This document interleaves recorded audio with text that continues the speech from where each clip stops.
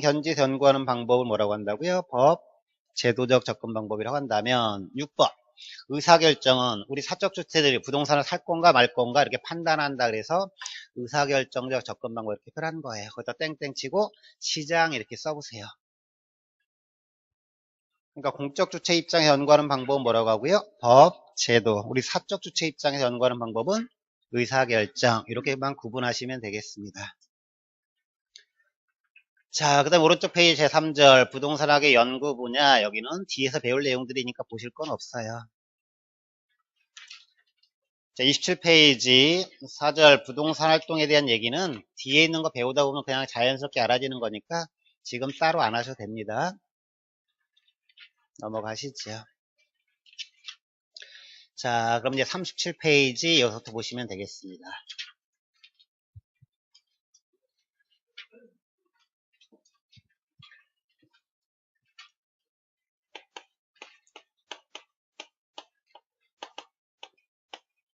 자, 부동산학이라는 학문, 이 학문은 그 대상이 부동산입니다. 그럼 모든 학문의 출발은 이 학문은 이런 거다라고 얘기하겠죠. 그래서 지금 했던 거 간단하게 정리해드리면 부동산학은 부동산 관련된 연구하는 종합과학이다. 그리고요, 응용과학이다. 이런 말 얘기할 거예요. 그럼 종합이라고 하는 말을 이제 강조하기 위해서 여러 가지 측면이 종합되어 있지만 그 중에서 이제 세 가지 측면을 강조할 거예요. 복합 개념, 그래서 건축적인 기술과 그리고 법과 그리고 경제적 측면 뭐 이런 것들을 주로 연구하다 보면 부동산학의 접근 방법은 당연히 개별적으로 한다 아니면 종합식으로 한다 종합식으로 한다 이 말 이거 체크하면 되겠고요. 자, 그 다음에 국가 입장에 연구하는 방법은 뭐라고 하고요? 법, 제도, 정책적인 견지, 공적 주체 입장이 되겠고요. 우리 사적 주체 입장에서는 살 것인가 말 것인가 판단하는 거죠. 그걸 뭐라고 하고요? 의사결정. 이것은 우리 시장, 사적 주체 이렇게만 딱 가볍게 보시면 됩니다. 자, 그러면 이제 부동산학의 대상은 부동산입니다. 그럼 부동산이 뭐다라고 하는 부동산의 개념이 설정이 돼야 되겠죠? 자, 그럼 부동산이라고 하는 말은 요 말과 비교된 말이에요. 그러니까 부동산학이 존재하기 이전의 학문들은 다 뭐 갖고 연구했고요? 동산 갖고. 그럼 부동산학은 대상이 뭐라고요? 부동산을 갖고 하는 거예요. 그럼 부동산이 뭐냐라고 하는 정의가 쭉 나오겠죠? 자, 일단 책 좀 보겠습니다.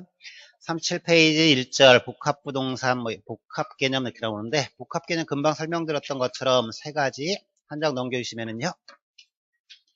오른쪽 페이지에 똑같은 얘기 반복해 놓고 있네요.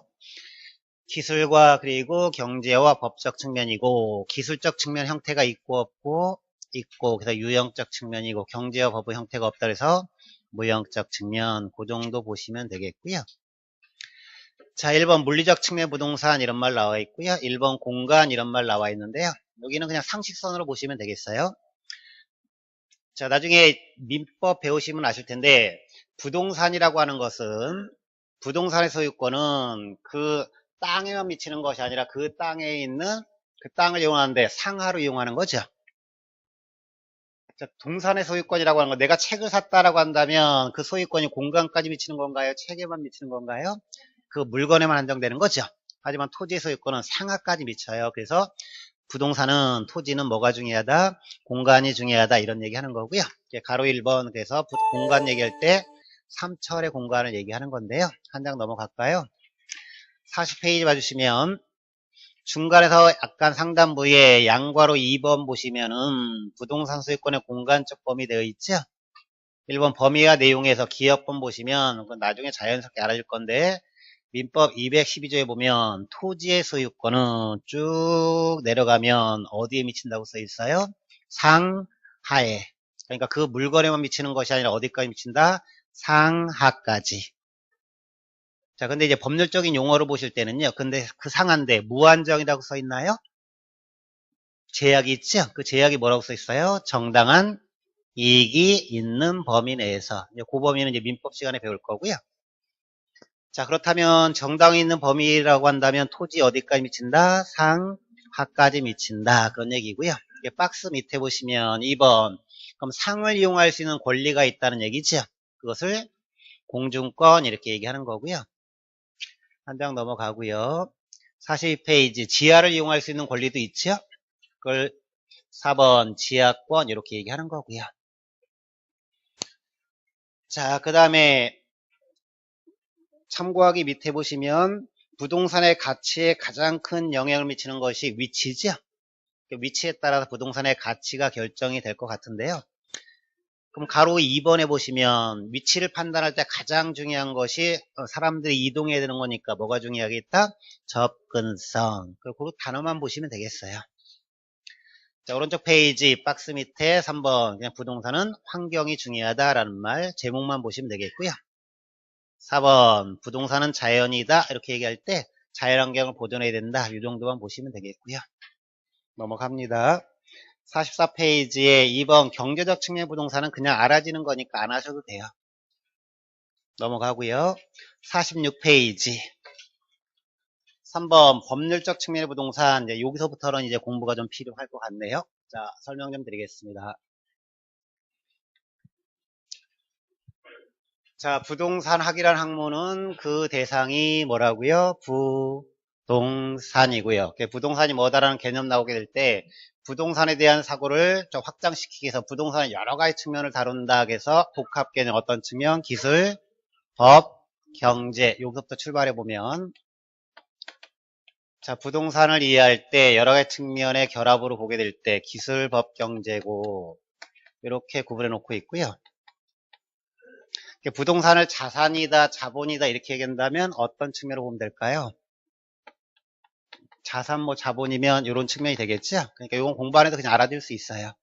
근데 법에서 어떻게 명시하고 있는지는 공부하지 않으면 모르는 거죠. 그러니까 여기부터 이제 공부할 필요가 있을 것 같네요.